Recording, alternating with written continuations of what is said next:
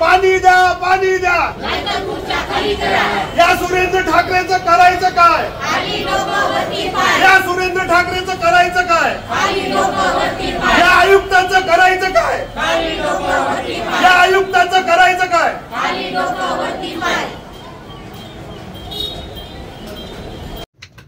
कामणवासियांच्या नशिबी अजूनही दूषित पाणी. अधिकाऱ्यांना गढूळ पाणी पिऊन दाखवा.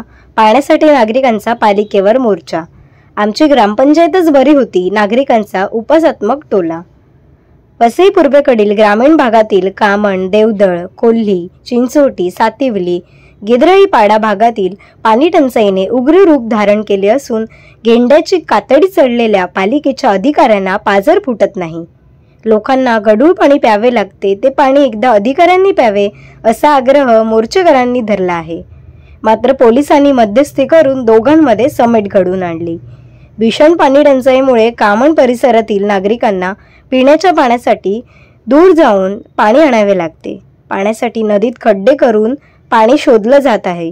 अशा परिस्थितीत पाण्यासाठी आपला पूर्ण दिवस जात असल्याने नागरिक हैराण झाले आहेत.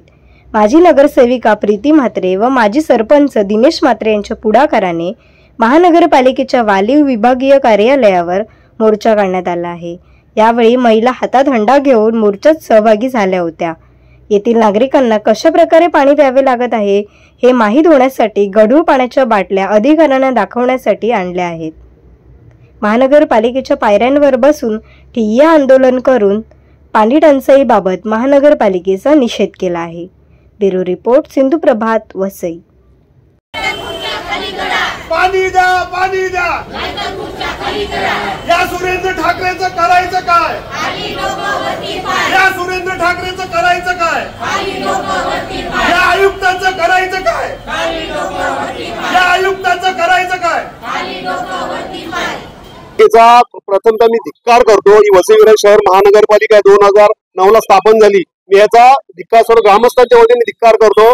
महानगरपालिका आल्यापासून आम्हाला जो पाण्याचा जो प्रश्न आहे तो फार मोठा एकदम भीषण असा प्रश्न आहे. गेल्या 2015 पासून आम्ही याच्या पाण्यासाठी लढत आहोत आणि कित्येक वेळा निवेदन दिले. आतापर्यंत तुम्ही बघत असाल तर 25 वेळा जवळ निवेदन आम्ही निवेदन महानगरपालिकेला दिले आहेत. परंतु महानगरपालिकेने फक्त आमच्या तोंडाला पाणी पुसण्याचं काम केलेलं आहे. आणि तुम्ही बघत असाल सर्व ग्रामस्थ सर्व आमचे जे आहेत ते बहुतेक सर्व कामगार वर्ग आहे, आमच्या आदिवासी भगिनी आहेत आणि त्यांना एवढा पाण्यासाठी एवढा त्रास सहन करावा लागतो. म्हणजे कित्येक किलोमीटर त्यांना पायपीट करावी लागते. तुम्हाला सांगतो, टंचाईच्या काळामध्ये तुम्ही आता पण येऊन बघू शकता, आमच्या ज्या आदिवासी भगिनी आहेत त्या नदीमध्ये खड्डे खोदतात आणि त्याच्यात दूषित पाणी पितात.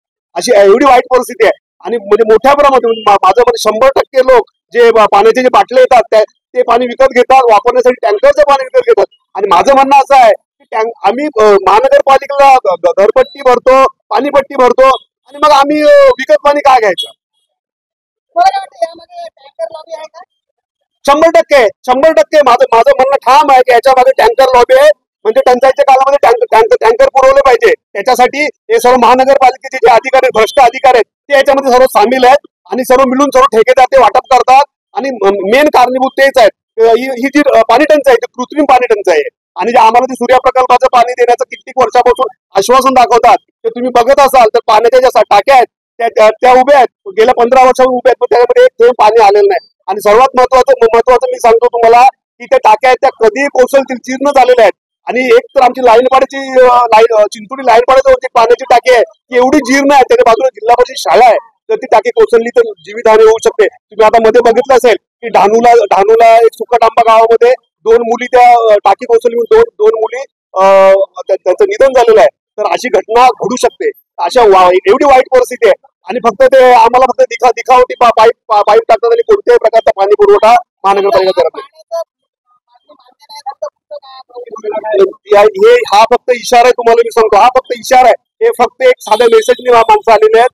आणि याच्यापुढे आम्ही सर्व लोकांनी नियोजन केलं. याच्यापुढे मोठं आंदोलन म्हणजे महानगरपालिकेला त्यांनी फेस करायचं आहे. कायदा सुव्यवस्था निर्माण परिस्थिती निर्माण झाली तर त्याला संपूर्ण जबाबदार सुरेंद्र ठाकरे, पाणी पुरवठ्याचा अधिकारी, आयुक्त आणि सर्व महानगरपालिकेचे कर्मचारी.